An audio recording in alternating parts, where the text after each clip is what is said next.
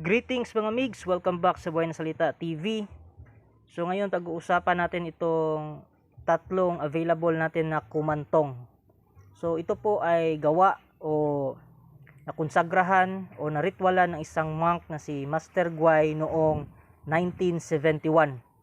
So more than 50 years na po ang mga kumantong na ito. So na-discuss ko sa inyo dati kung bakit tayo nag-aalaga ng kumantong. So ulitin ko lang para sa mga hindi nakasubaybay sa video yon. So ang kumantong po ay pinaniwalaan ng mga Buddhist na paniniwala na ang mga bata pag namatay ng wala pa sa saktong edad, wala pang saktong karma, so hindi sila kaagad na re-reincarnate. So kailangan makagawa sila ng saktong karma para magkaroon sila ng enough energy para mag-reincarnate. So, ang ginagawa ng mga monk ay pinapasapi nila sa mga bagay tulad nitong mga vessel ng kumantong. Tapos, tinutulungan nila ang mga tao, ang mga umaampon sa kanila, mga parents nila, para yun ay magkaroon ng magandang buhay o maging gabay.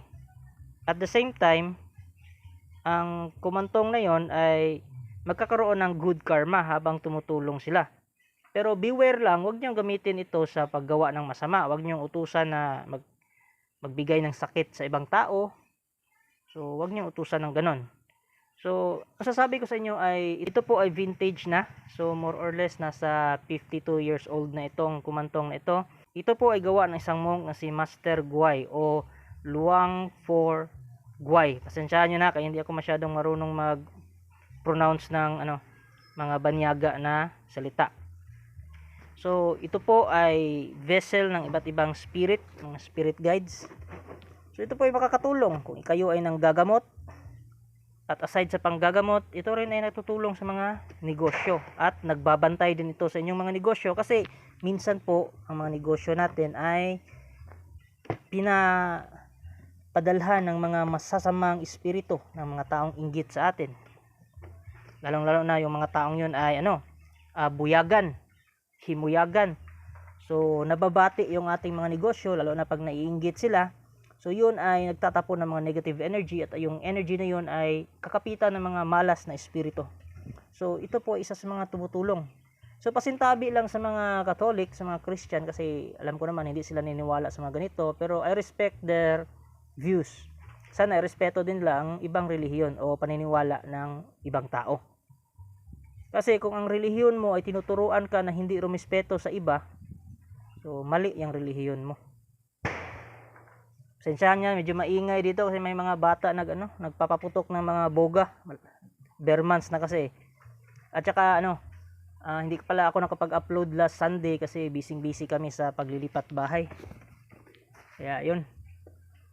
So mga migs, ito po ay pwedeng magamit sa panggagamot. So ito po ay pwedeng magbigay sa inyo ng mga babala. O kung kayo ay malakas yung third eye, ako hindi naman malakas yung third eye ko. At hindi talaga ako gifted na tao na kayang makipag-usap sa mga spirits. Pero kung kayo ay kayang makipag-usap, so tumutulong ito sa inyo. Ito yung bumubulong sa inyo kung ano yung sakit ng taong yan. Kung physical ba or spiritual.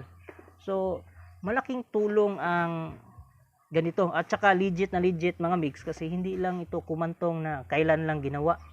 Ito ay 1971 pa ginawa. Alam mo ba na si Master Guy namatay 1972. So ito ang pinakahuling amulet na kanyang ginawa bago siya pumanaw sa mundong ito. Kasi 1971 nagkaroon siya ng malubhang karamdaman, tapos naka-recover siya ng kaunti, bumalik pa siya sa pagiging monk.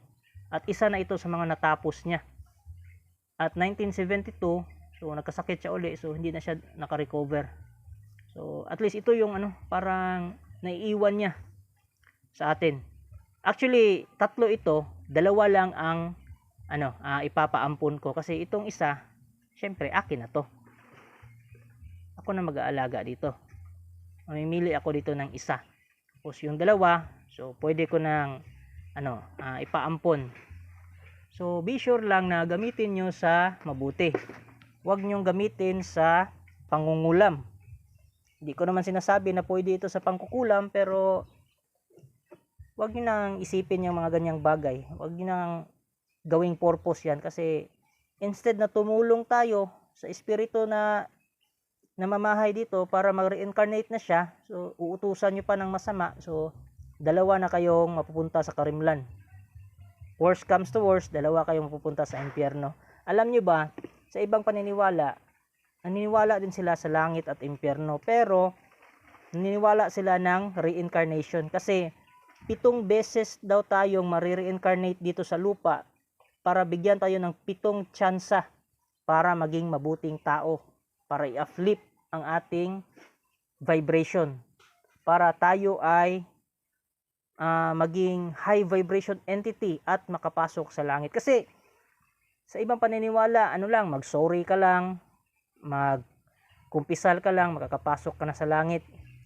Mali yan. Sa ibang paniniwala, kailangan mo talagang ang espiritu mo ay gawin mong high vibration spirit. So paano ba ma-attain yung high vibration spirit? Sa good karma, sa paggawa ng mabuti. Mas believe ako sa ibang paniniwala kasi kailangan talagang gumawa ka ng mabuti. Kailangan mo talagang maging high vibration entity, mapuno ka ng positive energy para makapasok sa langit nila. Hindi tulad ng ibang relihiyon na napaka-impokrito. So humingi ka lang daw ng tawad, magkumpisal ka lang, magdonasyon ka lang, so papasok ka na sa langit.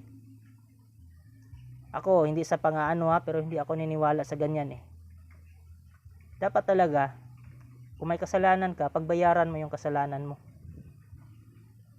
Kung may atraso ka, humingi ka ng tawad, at the same time, gumawa ka ng paraan para mapunan mo yung mga atraso mo. Hindi pwede yang humingi ka lang ng tawad sa mga Diyos nila kuno, pagkatapos pinatawad ka na, makakapasok ka na raw sa langit. Tingnan nyo, ang daming mga nasa mainstream religion ngayon na nagmumulto kasi hindi nakapasok sa langit, di ba? It's because mali yung doktrina. So tayo sa mga sarili natin, dapat tayo magsimula na tayong gawing high vibration entity ang ating spirit, itong espiritu na nasa loob ng ating katawan. So isa na dyan ang pagtulong sa iba. At saka mga migs, sa tingin ko ito lang muna ang ma-share ko ngayon kasi medyo busy pa sa paglilipat. Hindi pa nga tapos tong bahay namin, pero nilipatan ko na para makaiwas na sa mga negative na tao at makapagsimulang muli. Mga migs, message nyo lang ako sa aking FB page kung gusto nyong mag-ampon ng ganito. So 3 ito, 2 lang ang i-release ko, yung isa sa akin. So I hope mga migs, meron kayong natutunan sa video ito, and please paki-subscribe po, paki-like the video at paki-share ito sa mga kilala nyo. So yun na po, thank you.